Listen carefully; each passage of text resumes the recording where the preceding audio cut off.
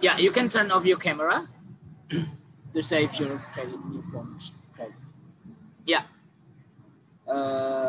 di sini secara singkat kita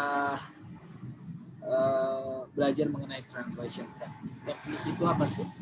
Nah, teknik itu sebenarnya kalau diartikan langkah-langkah, ya, langkah-langkah untuk menyelesaikan sesuatu. Jadi gini, kalau kamu mau menerjemahkan cultural word, tekniknya pakai teknik yang mana sih? Kalau kamu menerjemahkan puisi, kamu pakai teknik yang mana sih? Jadi beda-beda teknik untuk menerjemahkan teks yang berbeda-beda. Okay? Now, according to Molina and Albir, they have 16 translation techniques, and I will explain briefly one by one. So the first technique is adaptation. Apa sih adaptation? Di sini bahasa Indonesia saya buatkan. Jadi teknik adaptasi ini digunakan khusus untuk kata-kata yang memiliki nilai kebudayaan. Kalau si Newmark mengatakan propose cultural words, ya. Nah, di sini kita harus menerjemahkan kata-kata budaya. Keris diterjemahkan seperti apa sih? Kamu pakai borrowing kah? Kamu pakai description kah? Jadi ada beberapa teknik yang harus kita. Nah, adaptation di sini berkenaan dengan penerjemahan yang berhubungan dengan kata-kata yang berhubungan dengan budaya. Oke. Nah, contohnya di sini ada secara singkat.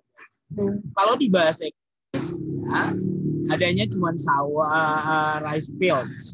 Nah, kalau di sini kan beda dong sawah dengan ladang, ya kan? Nah, kalau di ladang ya kamu sebutkan ladang, kalau sawah ya yang ada airnya, ya. Jadi ada cultural yang berbeda antara negara yang satu dengan negara yang lain. Nah, ada contoh di sini kalimat don't cry over the split milk. Ini split or spilled kali. Okay. Jangan kalau diterjemahkan secara literal guys, ini terjemahannya jangan menangisi susu yang tumpah. Nah, sedangkan sebenarnya terjemahan yang sesuai dengan padanan budaya orang Inggris itu adalah jangan menyesali hal yang sudah terjadi. Ya, jangan menyesali hal yang sudah terjadi. Oke. Okay. Ya. Jadi sebenarnya adaptation ini lebih khusus untuk kita pakai teknik ini untuk menerjemahkan kata-kata yang berhubungan dengan budaya. Oke. Okay. Yang kedua, amplification. Berasal dari kata kerja amplify. Apa sih amplification? Amplification adalah teknik penerjemahan yang menambahkan sedikit informasi tambahan.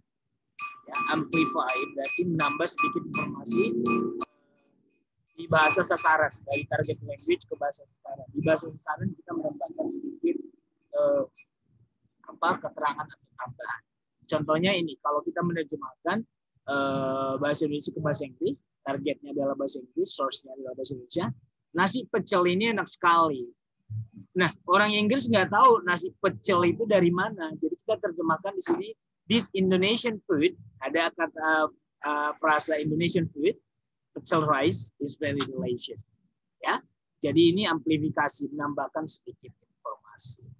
Nah, teknik yang ketiga adalah borrowing. Ini gampang banget. Seperti yang saya bilang kemarin, ada dua borrowing. Ada yang pure, ada yang natural. Pure berarti kata tersebut diterjemahkan seperti apa adanya. Hotdog ya hotdog.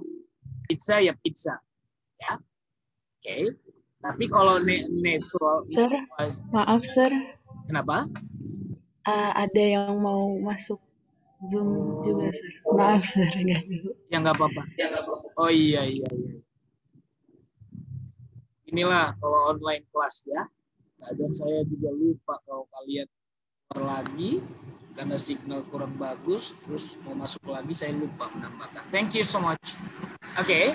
Nah, ada pure borrowing, ada naturalized berarti disesuaikan dengan pelafalan di bahasa sasaran. Contohnya kalau kita di bahasa Inggrisnya kan berasal dari kata ada 5 kata nih, 5 huruf group. Ya, sedangkan kalau diterjemahkan ke bahasa Indonesia ya grup tanpa ada o-nya, karena kita tidak mengenal ada 2 vokal di tengah O. Oke. Nah, itu salah satu contoh pure borrowing. Nah, kata sandwich tetap sandwich. Nah, kalau naturalize ini contohnya group dengan group. Ya. Oke, kita ke calque atau orang disebut dengan calque juga. Ini berasal dari bahasa Prancis ya kalau tidak salah. Oke. Nah, apa sih calque? Calque ini agak mirip dengan borrowing. Bedanya apa sih? Nah, bedanya kalau yang di borrowing itu khusus untuk kata, sedangkan di sini calque ada dua, frasa dan juga teknik menerangkan diterangkan atau diterangkan menerangkan. Jadi strukturnya ya. Contohnya kalau secara leksikal ya padanan katanya. Nah, kalau diterjemahkan kata frasa bahasa Inggris general assistant, kita tidak menerjemahkan asisten general general assistant, tapi kita menerjemahkan ke struktur bahasa Indonesia asisten general. Jadi asisten dulu baru kata sifatnya dulu baru kata bendanya. Ya, asisten rumah tangga. Ya. Oke. Gadis cantik. Jadi yang menerangkan dulu baru diterangkan. Beda dengan di bahasa ya. Menerangkan dulu kata sifat dulu baru kata bendanya. Nah, seperti itu namanya calque, ya. Oke. Selanjutnya kita ke nomor 5, compensation. Apa sih compensation itu kalau di orang apa ya di si Newmark kemarin kita menerjemahkan namanya freeze ya, yang paling bebas. Nah, ini adalah terjemahan yang paling bukan paling bebas, bukan free translation, bukan the freeze ya. Oke. Jadi di sini diterjemahkan seperti ini guys. Kalau ada kamu pernah menemukan ini contoh yang sering dibuatkan, lihat di sini ini berhubungan dengan kesusastraan yang memang kalau bahasa puisi atau lagu itu biasanya ada rimanya. Tahu kan rima ya? Jadi AA BB atau AB AB atau AAA. Jadi ini disesuaikan. Dari sini. Kalau di sini ada go no ya berakhiran dengan uu, di sini ceh ceh. Nah, di bahasa Indonesia diterjemahkan juga sesuai dengan rimanya. Di sini ceh ceh, di sini ii. Jadi AA BB. Di sini juga AA BB. Dan ini lebih ke penerjemahan yang kesusastraan ya. Oke, ini biasanya di song lyrics, dialogue in a drama ya, yang bisa diubah-ubah gitu ya. Jadi tidak sama persis. Yang penting konteksnya seperti itu ya. Konteksnya sama, cuman penyampaiannya berbeda gitu ya. Oke, itu namanya compensation. Oke. Selanjutnya kita ke description. Description namanya juga describe, menjelaskan. Ada di sini penjelasan. Ya. Tadi di atas juga ada sedikit penjelasan ya, cuman itu lebih ke budaya. Kita fokusnya ke budaya tadi, budaya antar makanan, bukan antar negara yang berhubungan dengan makanan. Nah, di sini description di sini adalah misalkan kita menerjemahkan nama makanan, kata lemper ya, contohnya ya. Kata lemper dalam bahasa Inggris bisa menjadi sticky roll rice. Ya, sticky roll rice. Jadi ada keterangannya gitu ya. Jadi lemper ini secara umum Indonesia sudah paham ini satu kata, tapi diterjemahkan menjadi 3 kata guys. Ini namanya description ya. Penambahan dalam terjemahannya. Lemper itu memang terbuat dari nasi, tapi nasinya di apa? Nasinya lengket dan digulung gitu loh. Ini namanya sticky roll rice. Jadi ada keterangan sticky roll ya untuk keterangan dari kata benda rice. Sedangkan di sini hanya kata bendanya lemper. Nah, di sini ada kata keterangan sticky roll. Nah, itu namanya description. Dikasih contohnya keris. Keris berarti a small knife from Java. Nah, seperti itu. Jadi ada small Java knife. Keris kan memang pisau. Tapi kita pernah diterjemahkan dengan a small knife from Java atau a traditional knife from Java. Jadi seperti itu, ya. Oke, itu namanya description. Kita ke bagian selanjutnya, discursive creation. Nah, apa sih discursive creation? Menurut si Molina and Albir, discursive creation adalah teknik penerjemahan yang tidak terlalu memperdulikan pengalihan bahasa secara rinci. Nah, artinya teknik discursive creation cenderung menerjemahkan sebuah kalimat berdasarkan sudut pandang yang lain. Ingat, sudut pandang yang lain. Oke, kalau di kemarin di siapa kemarin? Ini menurut teori dari yang minggu lalu kita bahas ada namanya modulation, ya, modulation. Nah, ini agak sama dengan modulation. Kalau menurut si Molina and Albin, discursive creation ini agak sama dengan modulation. Jadi menerjemahkan dengan sudut pandang yang lain. Contohnya kalau judul buku, nah karya Rebecca Winter ini judulnya Husband for a Year. Diterjemahkan bukan suami, bukan diterjemahkan secara literal suami hanya setahun, tapi diterjemahkan dengan suami sementara. Kenapa? Konteksnya memang sama, guys. Namanya juga a year, berarti hanya sebentar kan, sementara, nggak selama-lamanya. Makanya diterjemahkan suami sementara. Oke. Nah, itu namanya discursive creation, sudut pandang yang berbeda. Kalau di kemarin ada modulation, contohnya dia jelek, tapi diterjemahkan dia jelek kan kalimatnya itu positif ya. Kalau dari struktur linguistiknya itu positif karena tidak ada kata tidak atau not di situ. Tapi kita terjemahkan dia tidak cantik. Tidak cantik. Jadi beda, jelek sama konteksnya, sama-sama artinya itu buruk rupa atau kurang mempesona, tapi konteks sudut pandangnya berbeda. Seperti itu ya. Oke. Nomor 8 ada established equivalence ya. Established equivalence artinya adalah penerjemahan teknik padanan lazim. Apa sih padanan lazim? Artinya ada sisi kewajaran penerjemahan dalam bahasa sasaran. Kewajaran di sini artinya cara penyampaiannya atau bahasa sehari-harinya persis seperti di bahasa sasaran. Contohnya, kita sering bertanya kepada orang, kamu sudah pernah pergi ke Bali? Nggak ada kata pergi di sini. Tapi di orang Inggris biasanya kalau pergi itu artinya tidak diterjemahkan secara kontekstual. Have you gone to Bali? No. Have you ever been to Bali? Have you ever been to Bali? Jadi I've been in Bali. I've been to Bali twice. Jadi tidak secara literal diterjemahkan pergi ini gone. Ya. Jadi contohnya kalau di bahasa Inggris, what is your name? Can I have your name? Nah, contohnya pertanyaan, can I have your name? Kita hanya menerjemahkan siapa namamu. Padahal kalau di bahasa Inggris biasa menanyakan orang, can I have your address please? Can I have your name? Artinya what is your name? Diterjemahkan ke bahasa Indonesia siapa nama kamu. Padahal kalau diterjemahkan secara literal, dapatkah saya memiliki namamu? Nah, jadi agak aneh di bahasa Indonesia ketika kita menerjemahkan dapatkah saya mendapatkan namamu. Nah, di bahasa Inggris itu wajar menanyakan can I have your name? Can I have your address? Gitu. Nah, itu namanya established equivalent, ya. Padanan lazim di bahasa sasaran. Oke. Next, kita masuk ke generalization. Apa sih generalization? Nah, ini menerjemahkan istilah-istilah ini, guys. Teknik penerjemahan digunakan untuk menerjemahkan istilah spesifik ke istilah umum. Namanya juga generalization, mengeneralisasi berarti ada hal khusus diterjemahkan ke yang umum. Contohnya gini. It takes 2 hours for us to get to the city by car or train. Di sini ada 2 alat angkutan, mobil dan kereta.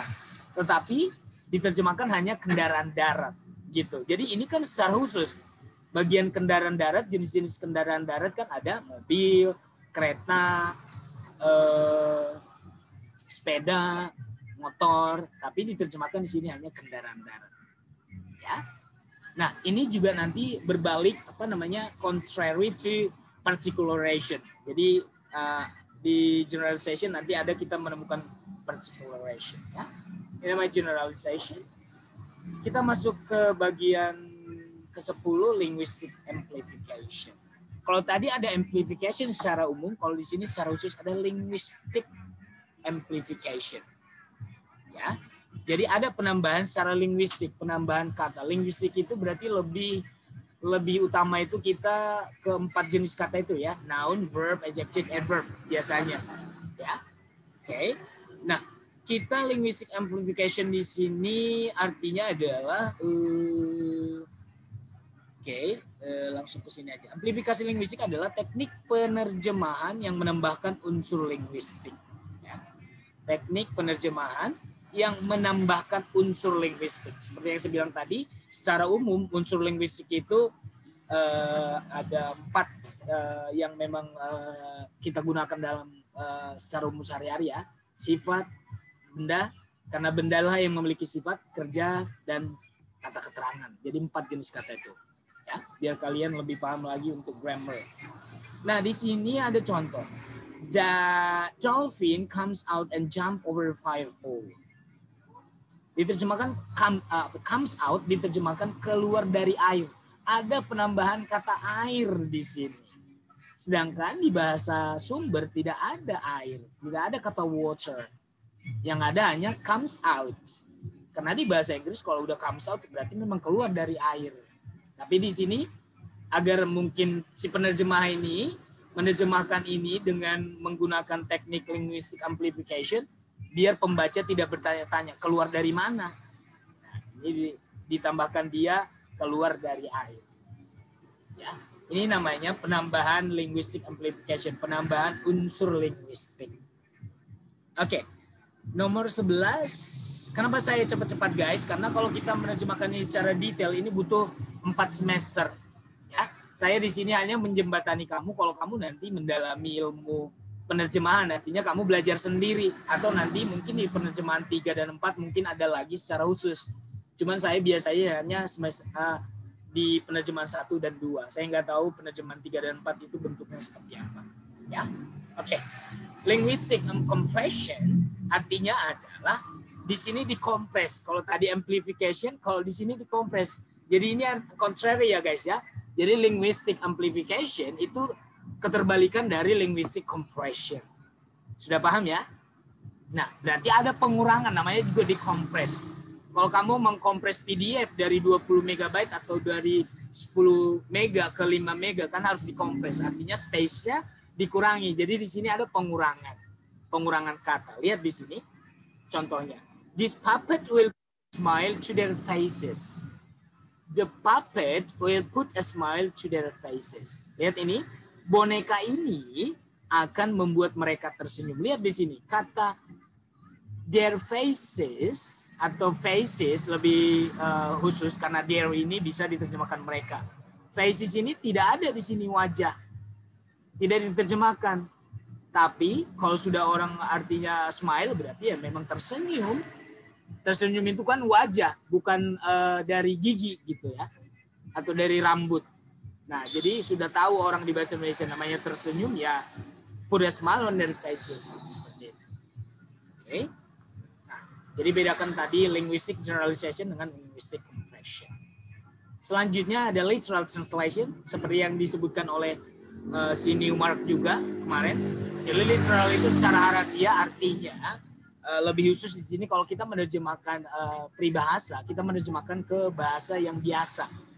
Bukan yang idiomatic expression, tapi yang bahasa yang lebih khusus, artinya lebih berterima pada halayak ramai, mau anak kecil, mau orang yang tidak sekolah pun memahami artinya. Lihat ini, killing two birds with one stone, ini kan adalah sebuah peribahasa atau majas lah ya. Tapi ini di bahasa Indonesia di target language-nya tidak diterjemahkan majas. Tapi diterjemahkan secara literal, membunuh 2 burung dengan 1 batu. Ya. Sebenarnya kalau arti yang sebenarnya killing two birds ini with one stone ini adalah melakukan 2 pekerjaan pada waktu yang sama. Seperti itu. Sambil menyelam minum air gitu guys. Kalau kita menerjemahkannya bisa menjadi sambil menyelam minum air, bisa. Oke. Kalau itu kita menerjemahkan ke idiom seperti itu. Oke. Ya. Oke, lanjut kita ke modulation. Nah, ini di sini modulation juga ada, guys. Nah, kalau tadi di atas ini Gini guys, saya ini kalau kamu nanti melihat saya banyak mahasiswa yang bilang, Pak, saya bingung loh, apa sih bedanya teknik, apa sih bedanya strategi, apa sih beda metode. Ini serupa tapi tak sama, ya. Artinya gini, wajah bisa serupa, cuman hati berbeda. Nah itu. Jadi kalau kamu nanti menganalisis sebuah karya penerjemahan, terserah kamu pakai metode, kamu pakai strategi, atau kamu pakai yang teknik. Gitu. Teknik ini lebih secara khusus menurut saya. Sedangkan metode ini umum banget. Artinya metode ini langkah-langkah umum semua penerjemah di dunia. Tetapi kalau istilahnya kita sudah lebih spesifik menerjemahkan teks secara bidangnya, kita masuk ke teknik. Karena di teknik ini dia secara khusus bagaimana sih cara menerjemahkan cultural, bagaimana sih menerjemahkan yang hal-hal yang berbau puitis, bagaimana menerjemahkan cultural elements, nah seperti itu, ya. Oke, jadi modulation agak sama tadi dengan yang saya jelaskan di atas. Tapi modulation di sini lebih khusus saya buatkan di sini dari pasif ke aktif, atau aktif ke pasif, atau dari kata pernyataan menjadi pertanyaan, atau dari kalimat suruhan menjadi kalimat pernyataan. Jadi seperti itu. Dari kalimat yang apa yang di grammar kalian mempelajari, kata kalimat yang suruhan apa ya, reported speech dengan yang indirect speech. Jadi seperti itu. Jadi itu namanya modulation, guys. Ya. Oke. Jadi ada perubahan apa di sini ya, sudut pandang dari sebuah kalimat. Ya. You are going to have a baby. Kalau orang bilang you are going to have a baby pada seorang laki-laki, sama saja dengan kamu akan menjadi seorang ayah. Gitu. Jadi kalau kita terjemahkan secara literal, kamu akan memiliki seorang bayi. Tapi diterjemahkan ke sudut pandang yang beda, bayi di sini jadi ayah, gitu. Maksudnya di sini sudut pandangnya kita lebih fokusnya kamu ingin akan memiliki seorang bayi, tapi di sini kita fokusnya ke kamu akan menjadi ayah, gitu. Ya, jauh banget kan? Tapi konteksnya kan sama. Seperti itu, namanya modulation. Sudut pandang dalam kalimat itu berbeda. Contoh yang kedua, my bread was eaten by him. Lihat di sini kalimat pasif, tapi diterjemahkan kalimat aktif, dia yang makan rotiku. Nah, ini termasuk dalam jenis penerjemahan teknik modulation. Kita lanjut ke 14 sedikit lagi, guys. Particularization. Nah, kalau kamu tadi mengingat di atas ada generalization, di sini ada particularization. Ya. Particularization berarti lebih khusus, ya, dari umum ke khusus. Nah, ini contohnya kita balikan. Tadi kendaraan darat diterjemahkan dengan hanya by car. Karena kalau kendaraan maritim kan umum banget, kendaraan darat. Ya, tapi diterjemahkan lebih spesifik by car. Ya, kami membutuhkan waktu 2 jam untuk mencapai kota itu menggunakan kendaraan darat. Kalau di sini dia kendaraan daratnya lebih spesifik diterjemahkan it takes 2 hours for us to get to the city by car. Nah, jadi bedakan tadi generalization dengan particularization. Kita ke reduction, ini gampang banget, namanya reduksi, berarti ada pengurangan. Pengurangan di sini bukan secara linguistiknya, guys. Pengurangan di sini adalah ada frasa yang dibuang atau kata yang dibuang tapi tidak mengubah arti. Contohnya gini, Surabaya, nah biasanya setelah koma dan ditutup koma ini kan hanya penjelas. Ya, atau kata sifatnya yang menjelaskan benda yang di depan ini kalau kita mempelajari bahasa Inggris, guys. Ya. Surabaya, the capital city of East Java Province, is also known as City of Heroes. Diterjemahkan ke bahasa Indonesia, Surabaya juga dikenal sebagai kota pahlawan. Ini tidak diterjemahkan karena kalau kita pembacanya adalah orang Indonesia, ya, Surabaya ini memang secara umum orang sudah paham bahwasanya Surabaya adalah ibu kota dari Jawa Timur. Jadi tidak perlu lagi di sini kita buatkan ibu kota dari Jawa Timur. Ya. Oke, ini namanya reduction. Kita ke substitution yang 3 terakhir. Substitusi berarti pengganti. Apa sih makna pengganti di sini? Gini guys, teknik substitution adalah teknik penerjemahan dengan mengganti unsur paralinguistik. Nah, kalian kalau mempelajari linguistik kemarin berarti mempelajari paralinguistik. Paralinguistik ini bisa termasuk emotion, bisa dengan body language, ya. Jadi bukan linguistik secara kasat mata, gitu ya. Ini adalah yang abstrak. Contohnya, those two Japanese bow each other. Ya, diterjemahkan kedua orang Jepang itu saling memberi salam. Bow di sini adalah gambaran orang membungkukkan badan. Ya, membungkukkan badan di sini kalau di bahasa Indonesia adalah memberi salam. Nah, ini adalah paralinguistik.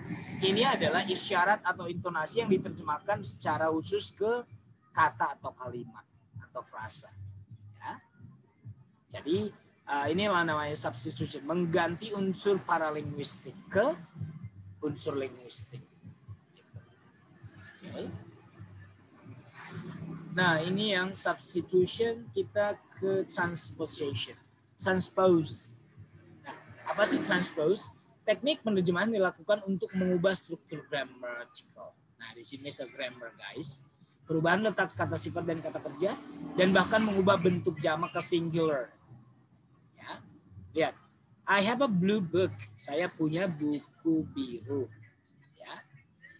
Apply to damp skin and rinse off. Ini kata-kata yang biasanya di skincare ya. Apply to damp skin and rinse off. Gunakan pada kulit yang kusam. Nah, ada penambahan kata yang di sini. Oke. Misalkan kalau di bahasa yang tadi mengubah yang singular ke plural. Gini, kalau di bahasa Indonesia kan bentuk plural itu kan kalau kamu mempelajari dulu kan ciri khususnya ada para ya. Ada partikel para, berbagai. Nah, kalau di bahasa Indonesia di bahasa Inggris hanya kita lihat dari akhiran kata benda itu juga kita tahu bahwasanya itu adalah plural. Gitu.